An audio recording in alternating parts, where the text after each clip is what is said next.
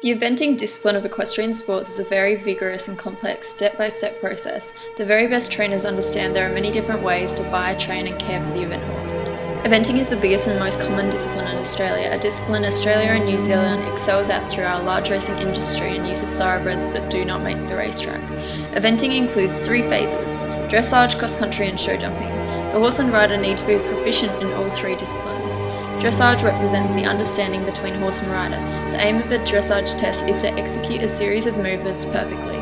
Show jumping tests a horse and rider with uprights, spreads and combinations of fences, changes of direction and distances between fences.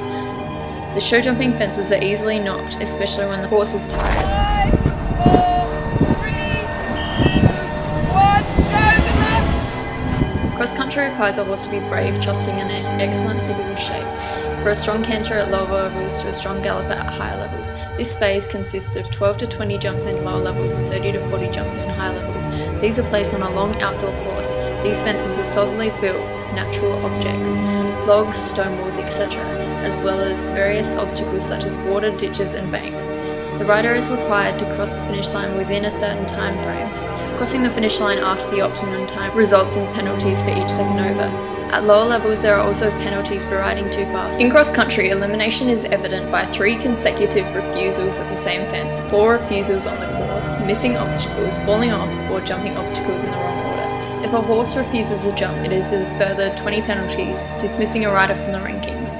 Mandatory retirement is required when a horse falls and both shoulders and quarters touch the ground. The official eventing grades in Australia are as follows: introductory, preliminary, pre-novice, 1-star, 2-star, 3-star and 4-star.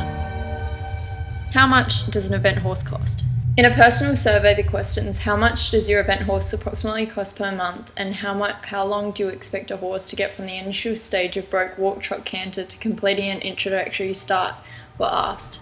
Determined from this survey, 19 people expected a horse to be able to start introductory after 6 months, 28 people after 1 year, 21 after 18 months, 17 people expected it to take longer than 2 years. The answers for how much an eventer costed per month varied extensively.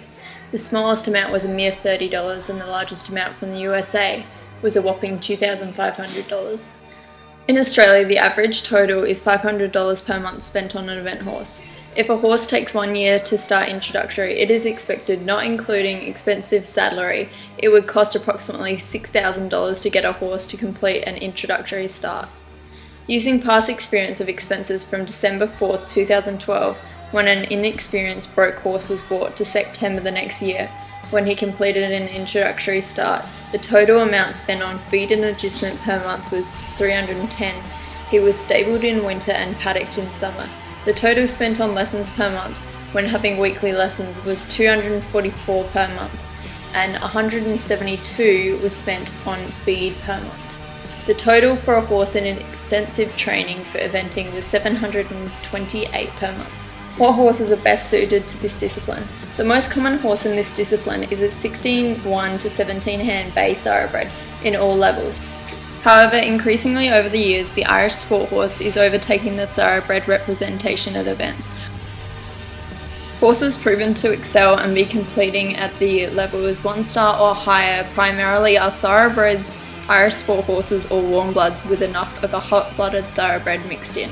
The thoroughbred is ideal for eventing as they are tough, naturally fit and gallop easily, but they can also tend to be a bit hot at the upper levels, once super fit, so the dressage is harder. Not impossible, just tricky. The thoroughbred crosses also work well, but you need to make sure there is enough thoroughbred in there.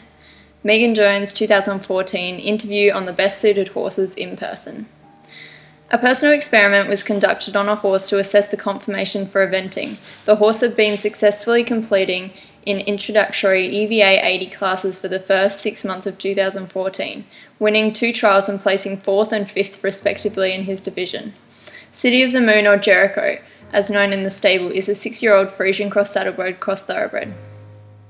A modern eventer should have a long sloping shoulder, straight legs, pasterns that are not too upright, a relative size neck, not too long or too short, and a shorter back. The perfect hind end of a sport horse will form an equilateral triangle. In an ideal sport horse, the pole between the horse's ears to the nose is the same length as many other features of the horse. Jericho has a good shoulder that is close to the ideal 45 degrees. His cannon bones are particularly short and rather upright, which would be caused by the Frisian in him. His back is long, however his body still splits into 3 boxes, indicating it is not too long. However, his loin is a little bit weak, but can be built up with heel work and working correctly round. This is the ideal sport horse conformation.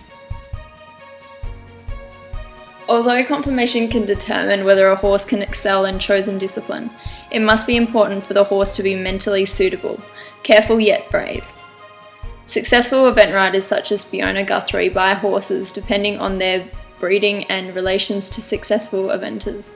Her horse, Bellamore, a successful 2- and 3-star eventer, was purchased as she was sired by Bioluck, the same stallion that sired Shane Rose's Olympic horse. Training the event horse. Event horses start out by being regularly broken in like normal horses. The horse will first begin training flat work. A walk, trot, canter trained horse should be trained how to correctly move into the bridle and submit to pressure. This is known as going on the bit or round, referring to the round shape of the horse's back and the aids which should be given to keep the horse correctly moving. Training the horse to come round in dressage ensures the horse's back is strong in the way that it supports the rider, ensuring the horse will not get back problems when it is older and moves in a way that is most beneficial to its body. This can take a long length of time. By lifting its back and connecting the front and back end, that is what puts the shock absorbers on the horse. By connecting through its back, those shock absorbers allow the concussion of movement to be taken up in the soft tissues instead of the hard tissues. It takes 1 year to establish a top line on a horse. It takes 2 years to bring a horse into collection. While a horse begins to understand how to move in a round way and walk, trot and canter and submit to pressure, a horse can begin to learn how to jump. Starting with trot poles, the horse can learn where its legs are and become more coordinated. Trot poles should be incorporated into every ride to help the horse understand. Cross poles can then be set up. These are ideal for training the horse because the high sides and low middle can guide the horse to the centre of the jump. When a horse begins to get confident, straight jumps can be set up. Eventually, many horses will start to begin to enjoy jumping and may start rushing. Gymnastic grids can be set up to help the horse think more about the jumps instead of just rushing over them and knocking the poles off. After a horse is jumping well in gymnastics, a course can be set up around the arena and care must be taken to help the horse jump up and not zoom over. The rider sitting back, holding their reins higher and rocking the horse onto its back legs helps this. A martingale of the correct length can also be added. When jumping decent heights of 60 or 80 centimetres, the horse can begin training cross-country. Introducing horses to different obstacles can be taught by going on trail rides and going into water and dams. Even as the horse goes up the levels, before a horse begins training water jumps and obstacles, it should walk around a dam or obstacle to get the horse's confidence up. A horse starts its cross-country training with small logs at first, slowly bringing in small but spookier jumps such as flower boxes. Once a horse is relaxed over natural jumps, the horse can begin jumping small ditches or the water jump. The horse that finds certain jumps particularly spooky can be trained to get over the jump by lunging on the ground. Conditioning the event horse. The exercise program of the event horse must ensure 2 forms of exercise, aerobic and anaerobic, for ultimate fitness. Aerobic training is slow work that can be done in walk, trot or canter to get a good base of muscle on your horse, including the heart. This reduces resting heart rate, improves circulation and blood pressure, increases red blood cells in the body, facilitating oxygen transport, strengthening soft tissue areas including tendons and ligaments, and preparing the overall body. Anaerobic exercise is done at a faster pace. Heart rate is elevated to increase horses' lung capacity, fitness, power, muscle mass and bone density and joints. A horse's fitness is not the same as our fitness, however. A paddocked horse can retain its fitness for 2 weeks longer than humans.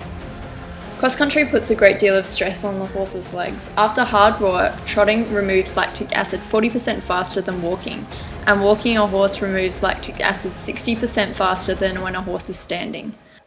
After cross-country, a full shampoo bath or rinse should be given. The horse is allowed to drink as much as he wants. When he is cooled out, the front legs are iced. Once dry, the legs will be then coated with poultice.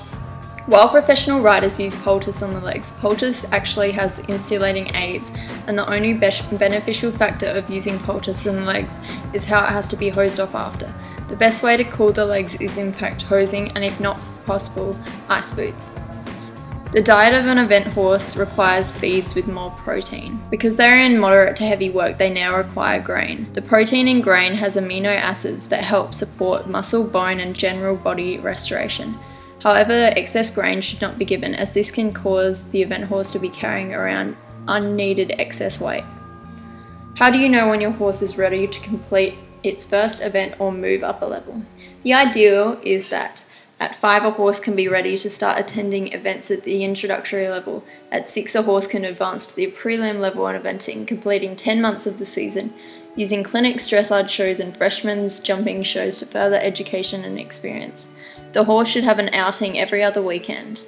At 7 move on to pre-novice level, at 8 move up to 1-star level, and at 9 move the horse on to 2 or 3-star level. However, it really depends on the horse when it comes to it. As Megan Jones quoted in her interview, it depends if the horse's head is a hot one. When asking event riders how long it would take a broke horse to be trained to complete an introductory event, over 75% said it depended how mature the horse was physically and mentally. A horse ready to compete in eventing should be training 6 days a week, 3 to 4 days dressage, 1 to 2 days show jumping and 1 day cross country or trail riding if the horse has had a heavy workload in the week. A great deal of variation is used in the horse world when training and preparing a horse. However, the most important thing is to take it slowly and have access to a professional or someone who knows what they're doing. Horse sports can be very dangerous, and a horse that has been taught incorrectly can take a long time to get back on track. Even the safest horses can cause death.